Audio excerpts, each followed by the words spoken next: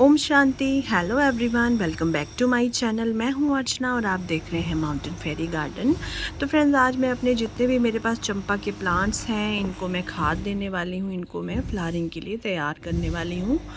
और मैं कौन सी खाद इसमें डालूंगी, क्या क्या मैं इसमें डालूंगी, ये सभी बातें हम शेयर करेंगे। तो प्लीज़ वीडियो को पूरा देखिएगा और यदि अच्छी लगे तो लाइक शेयर सब्सक्राइब भी कीजिएगा मेरे चैनल को।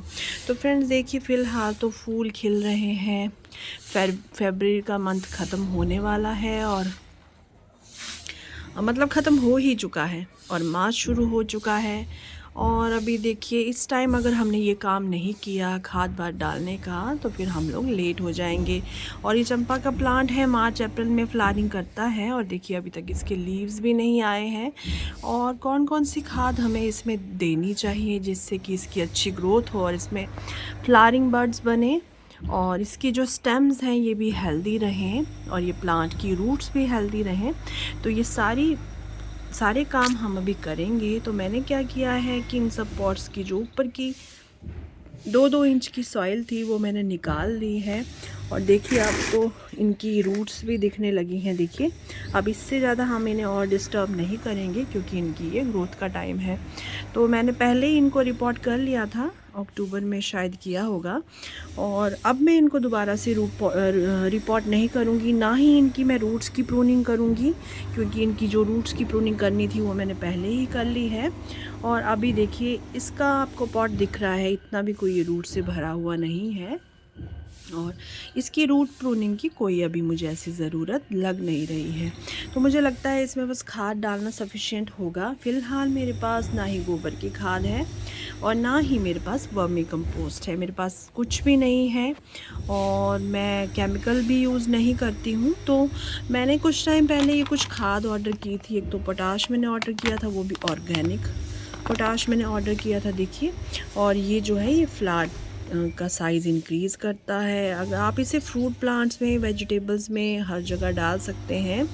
ये जो फ्रूट्स की, फ्लावर्स की जो क्वालिटी है उसको बढ़ाता है और क्वांटिटी भी बढ़ाता है।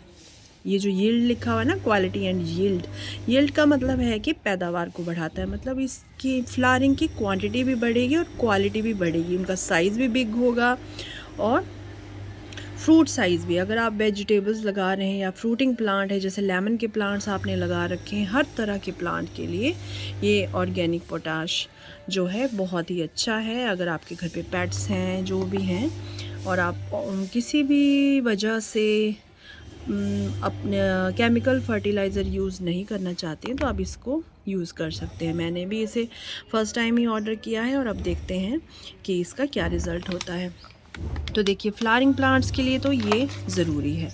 और प्लांट्स की हेल्थ के लिए देखिए, ये जो प्रॉम फर्टिलाइज़र है ये बोन मील का एक अच्छा सोर्स है। बोन मील अगर आप यूज़ नहीं करना चाहते हैं किसी भी वजह से, उसकी स्मेल की वजह से, क्योंकि वो हड्डियों से बनी होती है, या और कोई वजह है आपके पास, तो आप इसको यूज़ कर सकते हैं। तो ये देखिए, इसमें मैक्रो और माइक्रो न्यूट्रिएंट्स होते हैं। तो मतलब हमें मैक्रो और माइक्रो न्यूट्रिएंट्स अलग से ख़रीद कर अपने प्लांट्स में नहीं डालने चाहिए। हाई सोर्स है मैक्रो और माइक्रो न्यूट्रिएंट्स का, जो हमारे प्लांट्स के लिए बहुत ही ज़रूरी होते हैं, जैसे कि बोरोन, जिंक, कैल्शियम, मैग्नीशियम और भी कई तरह की चीज़ें होती हैं।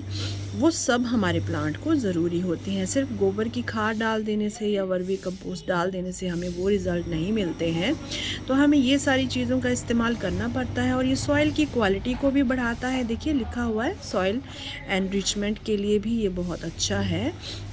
जो हमारी सॉइल मिक्स होगा, देखिए जो हमारा केमिकल फर्टिलाइज़र हम डालते हैं उससे हमारी सॉइल बंजर हो जाती है। और हर बार हमें अगर अपने प्लांट से रिज़ल्ट चाहिए तो हमें हमेशा केमिकल फर्टिलाइज़र की ज़्यादा से ज़्यादा क्वांटिटी डालनी पड़ती है। पर ये ऑर्गेनिक फर्टिलाइज़र जितने भी रहते हैं, देखिए ये ऑर्गेनिक फर्टिलाइज़र है और आप किसी भी कंपनी का मंगवा सकते हैं, ज़रूरी नहीं है आपको यही मंगवाना है। इसको प्रॉम इसलिए कहते हैं क्योंकि ये फॉस्फेट रिच ऑर्गेनिक मैन्योर है, इसीलिए इसे प्रॉम फर्टिलाइज़र कहा जाता है शॉर्टकट में।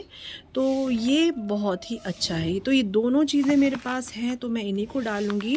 और मेरे पास सीवीड फर्टिलाइज़र है जिसको मैं लिक्विड बना के इसमें बाद में डालूँगी।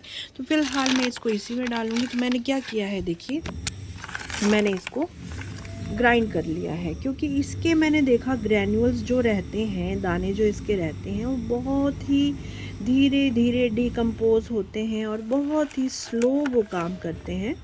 वैसे भी ये स्लो रिलीज फर्टिलाइज़र ही होता है। इसकी क्वांटिटी अगर आप थोड़ी ज़्यादा या कम कर दें तो कोई फ़र्क नहीं पड़ता। जैसे कि केमिकल फर्टिलाइज़र में हमें बहुत ही ध्यान देना पड़ता है, पर इसकी अगर क्वांटिटी थोड़ी ज़्यादा भी हो जाए तो आपके प्लांट को कोई नुकसान नहीं होता है। तो इसीलिए मैंने इसे ग्राइंड कर लिया है। देखिए पोटाश को भी कर लिया है और मैंने प्रॉम फर्टिलाइज़र को भी ग्राइंड कर लिया है। तो मेरे ये 3 पॉट हैं। वैसे मेरे पास एक और प्लांट है पीछे रखा हुआ है, चंपा की एक और वैरायटी, जिसका प्लांट थोड़ा छोटा ही रहता है। उसके लीव्स भी छोटे होते हैं, फ्लावरिंग भी छोटी आती है, पर उसको अभी मैंने निकाला नहीं है और वो छोटे से पॉट में लगा हुआ है। तो अभी मैं अपने इन्हीं प्लांट्स में ये डालती हूँ फर्टिलाइज़र। देखिए ये है मेरा प्रॉम फर्टिलाइज़र। तो इस 12 इंच के गमले के लिए मैं इतनी क्वांटिटी ले रही हूँ। और देखिए इस तरह से इसके ऊपर हमें इस तरह से डाल देना है, ये देखिए। और इसी तरह से देखिए इतनी ही क्वांटिटी ले रही हूँ, लगभग ये 1 स्पून के करीब है। और इतनी ही जो भरा हुआ 1 स्पून होता है ना, वो क्वांटिटी है। तो इतनी ही क्वांटिटी देखिए मैंने पोटाश की भी ले ली है, ऑर्गेनिक पोटाश की, और इसको भी मैं इसी तरह से डाल लूँगी। अभी फ़िलहाल मेरे पास ना वर्मी कंपोस्ट है और ना ही मेरे पास गोबर की खाद है, तो मैं इसी से काम चला रही हूँ। तो इसको डालने का रीज़न ये भी है कि देखिए ये चंपा के ब्लूमिंग करने का टाइम है। इस पे अगर लीव्स थोड़े कम भी आ जाएंगे, जो हमारा वो रहता है ना वर्मी कंपोस्ट और गोबर की खाद, वो क्या करता है लीव्स के प्रोडक्शन में हेल्प करता है। तो इसमें अगर लीव्स थोड़े कम भी आ जाएंगे तो चलेगा, लेकिन अभी हमें इनकी फ्लावरिंग पे ध्यान देना है। तो इसीलिए देखिए फ्लावरिंग के लिए फ़िलहाल मेरे पास जो खाद है वो तो मैं डाल ही दे रही हूँ, है ना।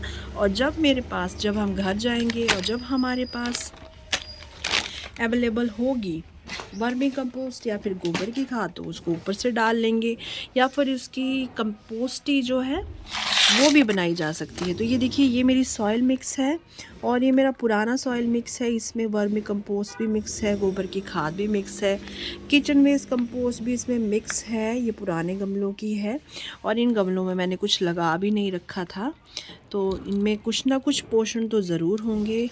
तो इसी को मैं इसमें डाल रही हूँ। अब मैं इसमें देखिए ऊपर से इसको फिल कर लूँगी। और ये देखिए ये कौन सा प्लांट है, ये है गोल्डन शावर बुश का, अमलतास जिसे कहते हैं। और ये मैंने सीड से बहुत सारे ग्रो किए थे, पर देखिए 2 ही प्लांट बच पाए हैं। वैसे मैंने बहुत सारे प्लांट जो हैं इसके ग्रो किए थे मॉनसून में जब मैं घर से आ रही थी, तो रास्ते में जब मैं हिमाचल से आ रही थी ना, तो रास्ते में उसकी फलियां लेकर आई थी। और हमें अपने पॉट को इतना ज़्यादा फिल भी नहीं करना है कि जो ये सॉइल है बारिशों में या वाटरिंग करते टाइम ये सॉइल सारी उछल कर बाहर आ जाए। तो इस तरह से हमें अपने प्लांटर में हमेशा 1 या 2 इंच का स्पेस हमेशा रखना चाहिए। तो ये देखिए एक प्लांटर में मैंने डाल लिया है, अब मैं दूसरे में भी डाल लेती हूँ। जो चीज़ें हमारे पास अवेलेबल हों उसी से हमें गार्डनिंग करने का ट्राई करना चाहिए। बहुत सारे महंगे फर्टिलाइज़र ख़रीदने की ज़रूरत नहीं होती है। जितनी आपकी नीड है उतनी आप चीज़ें खरीदिए, और इनको जो है आपको मतलब थोड़ा टाइम देना होता है। एकदम से आपको रिज़ल्ट नहीं मिलेंगे, थोड़ा सा पेशेंस रखना होता है। गार्डनिंग वैसे भी पेशेंस का ही नाम है, पेशेंस होना बहुत ही ज़रूरी है।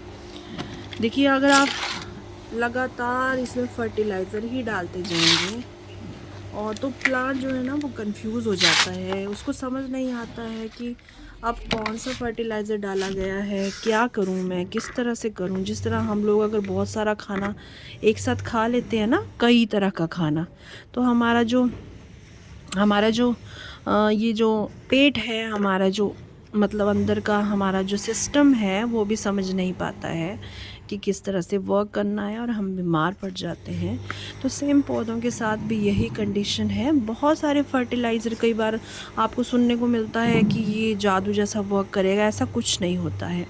प्लांट इनको देखिए पहले ये डिकम्पोज होंगे, फिर प्लांट रूट्स के थ्रू इनको इनटेक करेगा, अपने अंदर लेगा, फिर धीरे धीरे अपनी हर शाखा तक, अपनी हर लीव तक उसे पहुंचाएगा और फिर आपको इसके रिज़ल्ट्स धीरे धीरे देखने को मिलेंगे। किसी भी फर्टिलाइज़र का असर आपको 1 मंथ के बाद ही समझ आने लगता है।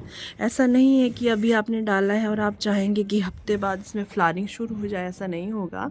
हर चीज़ अपने टाइम पर ही होती है। तो ओवरडोज़ कभी भी ना करें अपने प्लांट्स को, ओवरडोज़ फर्टिलाइज़ कभी भी ना करें और जितनी ज़रूरत है एक पॉट में हमेशा आपको कोई भी फर्टिलाइज़र 1 चम्मच से ज़्यादा नहीं डालना चाहिए। और यदि आपका केमिकल फर्टिलाइज़र है तब तो आपको उसकी क्वांटिटी हाफ़ कर देनी होगी, क्योंकि वो बहुत ही स्ट्रॉन्ग होते हैं और प्लांट्स को फ़ायदा होने के बजाय नुकसान भी हो सकता है। तो फ्रेंड्स, आज हमने चंपा के प्लांट्स को तैयार किया है फ्लावरिंग के लिए और अच्छी ग्रोथ के लिए। तो कैसी लगी आपको ये वीडियो कमेंट सेक्शन में ज़रूर बताइएगा और यदि अच्छी लगी हो तो लाइक शेयर सब्सक्राइब भी कीजिएगा मेरे चैनल को। तो फिर मिलते हैं किसी और नई वीडियो में किसी और नए टॉपिक के साथ। तब तक के लिए थैंक यू, टेक केयर, ओम शांति, हैप्पी गार्डनिंग। और देखिए अभी ये जो फ्लावर खिल रहे हैं ना, ये कुछ ही दिनों के मेहमान हैं। मार्च का महीना तो शुरू हो ही गया है और ये कुछ ही दिनों के मेहमान हैं। फिर हमें ये जो हमारे कोलियस हैं इन्हीं के कलर से अपने गार्डन को कलरफुल बनाना होगा। तो आप भी कोलियस के प्लांट्स को रिपोर्ट कर लीजिए और उनको सेव कर लीजिए समर के लिए। और भी जो गार्डनिंग के ज़रूरी काम आपको निपटाने हैं वो मार्च के महीने तक आप कर सकते हैं। उसके बाद आपको अपने प्लांट्स को डिस्टर्ब नहीं करना है और इन्हें गर्मी से बचाना है। तो फ्रेंड्स, फिर मिलते हैं किसी और नई वीडियो में किसी और नए टॉपिक के साथ। तब तक के लिए थैंक यू, टेक केयर, ओम शांति, हैप्पी गार्डनिंग।